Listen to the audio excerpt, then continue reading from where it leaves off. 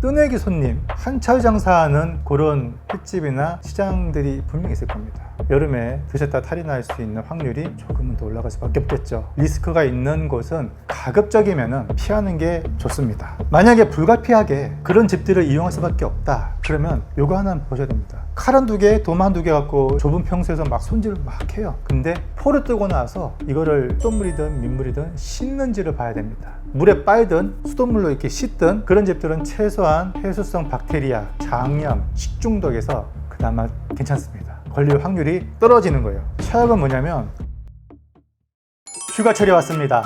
비록 저는 휴가를 갈 수 없는 몸이지만 남들 휴가철이라고 또 평소에 입지도 않는 또 이런 옷을 입고 여러분 앞에 앉았습니다. 오늘 굉장히 중요한 내용이 있어서 여러분 지금 꼭 끝까지 지금 시청을 부탁드리겠습니다. 자, 지금 동서남해 제주도까지 전국 각 산지와 해안가로 피서를 많이 갈 겁니다. 뭐 여행이 될 수도 있고 출장이 될 수도 있고, 평소에는 동네에서 맛보기 힘든 그런 수산물을 여름에 특히 제철 수산물을 드시고 싶을 거예요. 그 지역에서만 나는 어떤 특산물이라든지. 자, 그런데 이거는 꼭 알아두셔야 할 게, 어느 산지를 가든 그 산지에 가면은 지금 막 바다에서 잡힌 제철 횟감들이 있을 겁니다. 뭐 일일이 이름은 다 모를 겁니다. 뭐 듣도 보도 못한 잡어들도 있을 것이고, 상인들이 이런 것들을 주로 많이 권유를 할 거예요. 그래서 이런 거를 잡아다가 막 썰어서 그냥 초장에 대충 찍어서 쌈 싸 먹고 소주 한잔 하고 할 거면은 상관이 없어요. 그런데 이들 횟감은 요 회 자체만 봤을 때는 뭐 기름지거나 단맛이 엄청나거나 여러분들이 기대할 만큼의 그 훌륭한 맛을 보장할 수가 없습니다.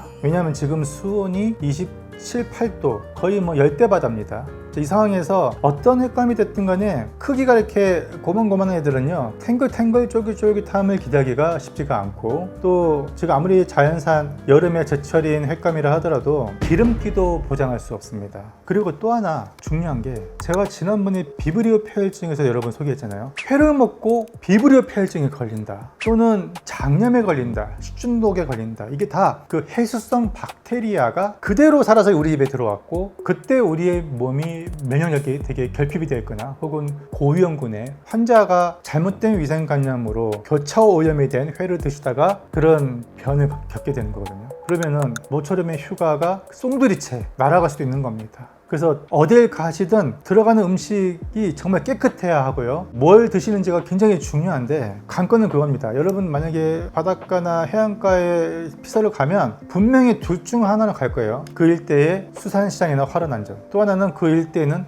횟집. 근데 이것만 기억해 두세요. 우리가 회를 먹고 감염이 되는 이유는요, 이 물고기 자체가 이 박테리아에 이미 살이 감염이 되어 있어가 아니라 손질하는 과정에서 다 옮겨 붙은 겁니다. 즉 교차 오염에 의해서 생겨난 인재예요. 제가 늘 강조하고 있잖아요. 그러면 이 집이 손질을 위생적으로 하는지 안 하는지 그걸 우리 어떻게 알고 갑니까? 그래서 자체 위생 검열이 까다로울 수밖에 없는 곳을 위주로 이용하시면 거의 드시고 나서 탈날 일이 없습니다. 반대로 뜨내기 손님, 한철 장사하는 그런 횟집이나 시장들이 분명히 있을 겁니다.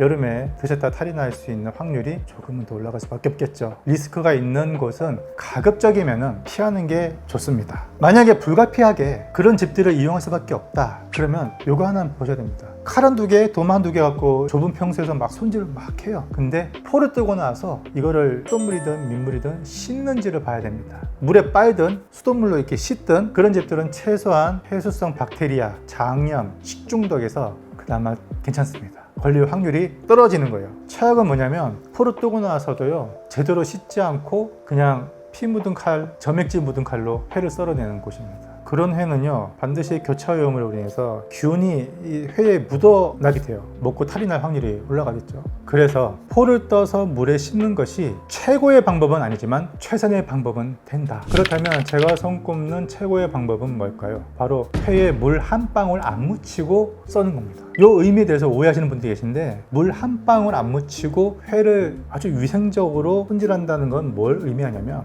수조에서 화로를 건져요. 그러면은 비늘을 치겠죠. 배를 갈라서 내장을 제거하겠죠. 그럼 이거 씻어야 돼요, 안 씻어야 돼요? 씻어야죠.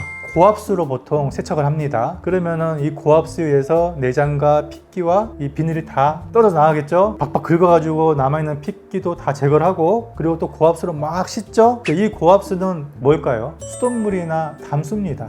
해수성 박테리아는 생선살에 감염되어 있는 게 아니라 보통은 껍질, 비늘, 아가미에만 붙어 있어요. 겉에만 있는 겁니다. 그런데 이거를 고압수로 씻어버리면은 그 순간 싹 사별이 되는 겁니다. 자, 여기까지는 물로 씻어도 됩니다. 그리고 나서 마른 행주로 닦아서 물기를 좀 제거한 다음에 깨끗한 도마로 옮겨와서 포를 뜹니다. 포를 뜨고 나서부터는 물 한 방울 묻히지 않고 회를 써는 걸 말합니다. 주로 어디서 이렇게 할까요? 대부분 위생 검열이 까다로운 것입니다. 호텔 뷔페, 고급 일식집, 백화점, 대형마트, 어떤 대기업에서 내고 있는 유명한 프랜차이즈, 그 외에 소문난 맛집, 횟집, 이들 식당들은요, 손님이 먹고 배앓이라도 한다면, 그리고 그게 또 소문이라도 난다면 아주 크게 타격을 받을 수밖에 없잖아요. 거의 이름값, 브랜드와 신뢰를 먹고 사는 곳입니다. 그렇기 때문에 먹고 사고라도 나면 그냥 문 닫아야 될 수도 있어요. 예를 들어서 굉장히 유명한 오마카세가 있어요. 근데 손님이 와서 초밥을 먹고 갔는데 폐혈증이 걸려서 사망했대요. 끝나는 겁니다. 그래서 이런 것들은요, 자체 검열이 엄격할 수밖에 없어요. 지금 아마 보고 계신 분들 중에는 임산부도 계실 줄 압니다. 임신했는데 초밥도 엄청 또 드시고 싶은 그런 분도 계시잖아요. 그래서 아무리 여름이라도 제가 방금 거론한 이런 자체 검열이 엄격할 수밖에 없는 이런 곳에서 회와 초밥을 드신다면 먹고 탈이 날 일이 희박하다는 거.